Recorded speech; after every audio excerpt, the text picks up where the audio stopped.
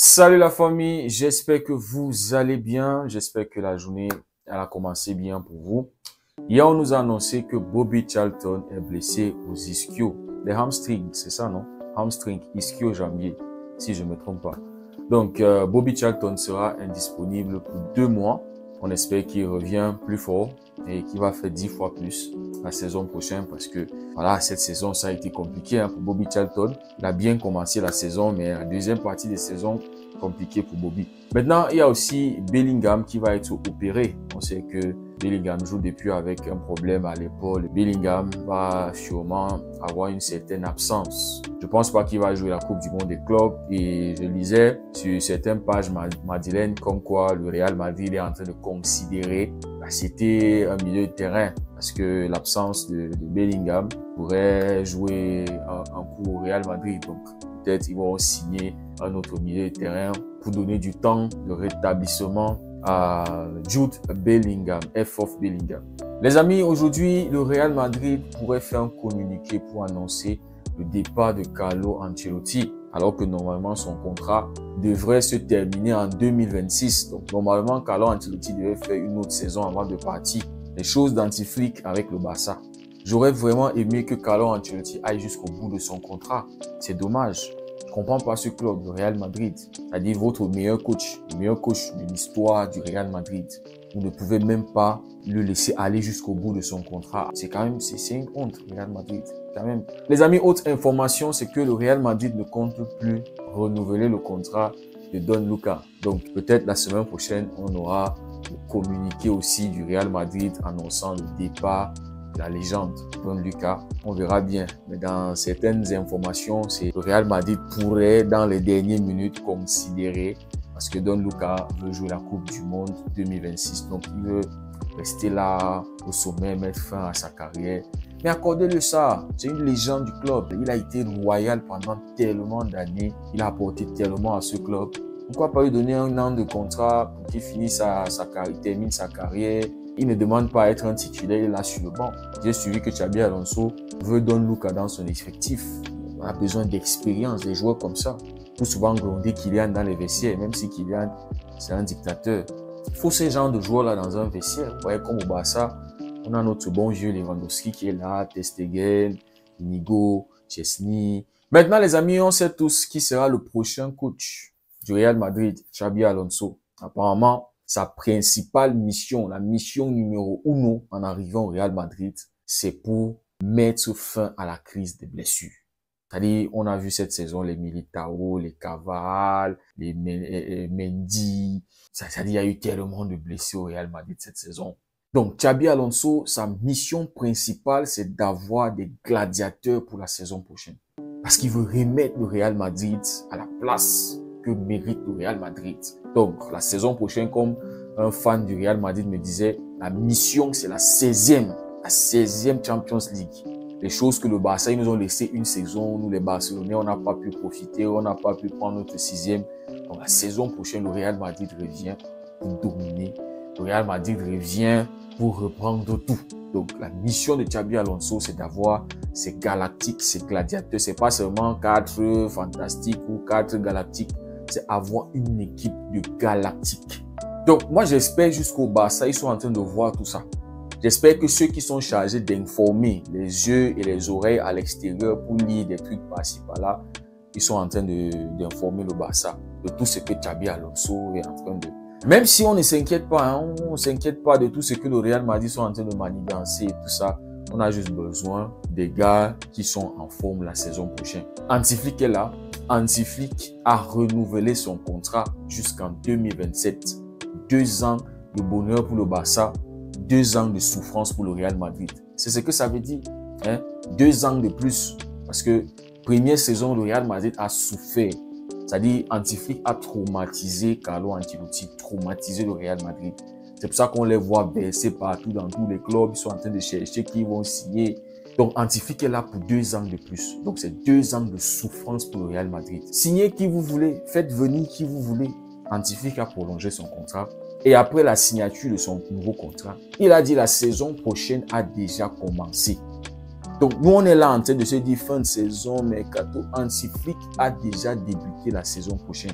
Applaudissons les gars. Ça veut dire que, je vous dis, ça va jouer fort la saison prochaine. Anti-Flick n'est pas arrivé au Barça pour blaguer.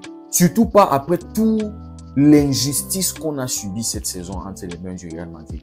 Anti-Flick a déjà débuté la saison prochaine à partir du moment où il a signé pour les 2 prochaines années.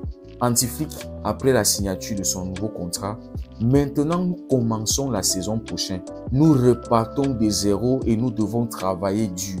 Nous devons travailler dur comme nous l'avons fait auparavant. Et nous devons également nous améliorer et nous le ferons.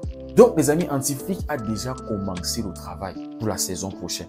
Maintenant les amis, on nous a publié une interview de Deco dans une radio catalane. Franchement, Deco, je ne sais pas si c'est le manque de compétences, je ne sais pas les gars. Franchement, je vous disais, moi je ne mets pas mon cœur. Je ne veux pas être déçu. Je veux que ma santé mentale soit tranquille. Hein? Je ne veux pas mettre le cœur sur le mercato, commencer à spéculer par-ci, commencer à faire un mercato. J'ai regardé l'Afrique catalane hier, qui était très abattu. C'est-à-dire, il était presque déprimé par la nouvelle de Luis Diaz. Il disait que mon mercato à moi, je l'ai simplifié, je l'ai rendu le plus simple possible. Mais là, Deco, lui, il a encore plus simple. Oh là là, les gars, je vous disais, moi, je ne veux pas mettre mes espoirs sur ce mercato et être déçu. C'est pas parce qu'on a 900 millions, on a 1 milliard de revenus qu'on va commencer à se projeter, à avoir des rêves fous. Non, les gars, non.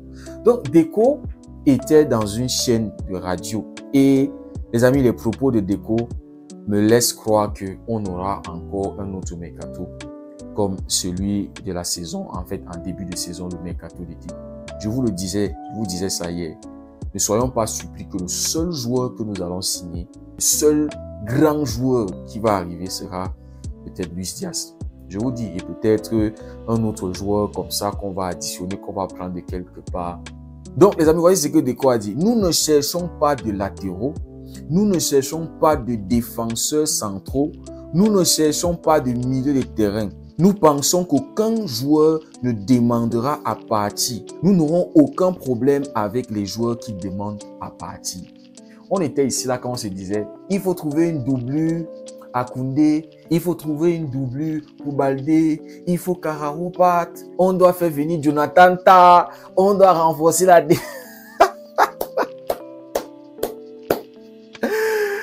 Si et seulement si un joueur demande de partir, comme vous l'avez suivi, ils ne s'attendent pas à ce qu'un joueur bouge. Donc nous, on est là en train de se dire, tel joueur doit partir, tel doit partir, tel. Ils ne s'attendent pas. Deco n'a pas prévu qu'un joueur va partir.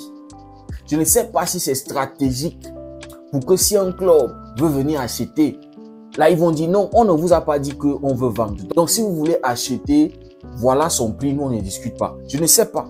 Si c'est dans ce sens-là, ok.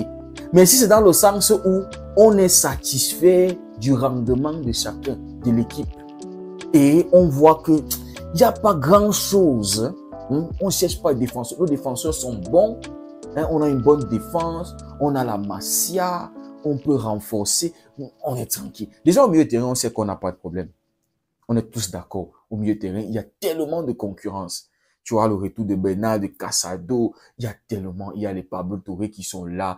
Donc, au milieu de terrain, on est d'accord. Mais en défense, alors, on était ici en train de se dire, non, il faut renforcer, il faut renforcer. Et même Arroyo, qu'on disait qu'il va partir, qu'il doit partir, en fait.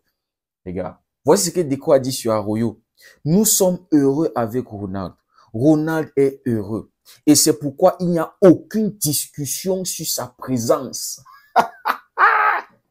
Les gars, on va se taper Arroyo encore en Champions League la saison prochaine. Épisode 3 d'Arroyo. Après le PSG, après Inter. On ne sait pas. On ne sait pas. Les gars, on va se taper un clochard comme ça là, la saison prochaine. Il ne va pas bouger. Il n'y a aucune discussion. Donc, pendant que toute la communauté est en train de pleurer, en train de critiquer, en train de dire Arroyo out. Ah, Deco est tranquille. On dirait qu'il n'est pas, il n'a aucun réseau. Il n'est sur aucun réseau, il ne lit rien. Les gars, franchement, je comprends plus rien. Je comprends plus rien. Eh, je vous disais, les gars, moi, je veux pas mettre le cœur. Je veux pas être déçu. Je ne veux pas être déçu, les gars.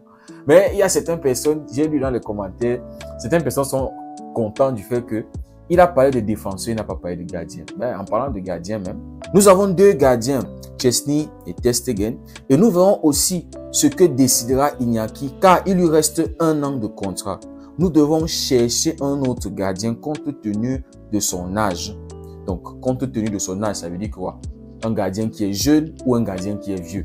Parce que si le Barça a donné une promesse à un jeune de la Masia qui va être le gardien titulaire dans le futur, et que ce gardien-là, je crois, il a 19 ans, un truc comme ça.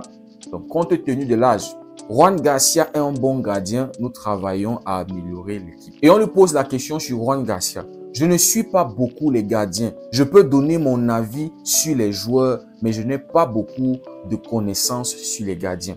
Au sein du département de recrutement, nous travaillons à recueillir des informations sur les meilleurs joueurs.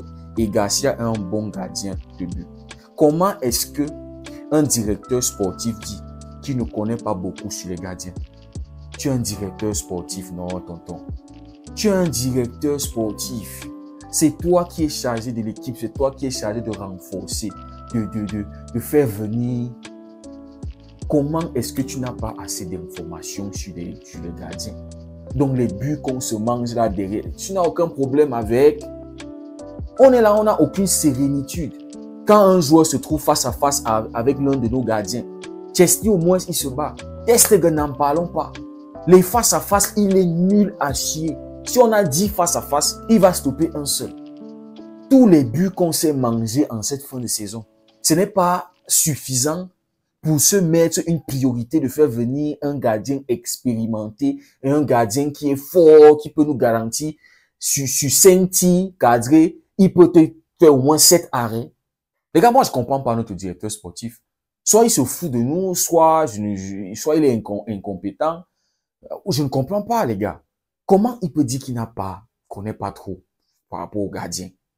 Non, les gars, franchement, même si tu n'as pas été un gardien dans ta carrière, au moins, si tu es un directeur sportif, tu es censé être informé sur tout. Gardien, défenseur, milieu, attaquant, tu dois être informé sur tout. Déco encore, on cherche aucun joueur car on n'a rien décidé avec Antiflick.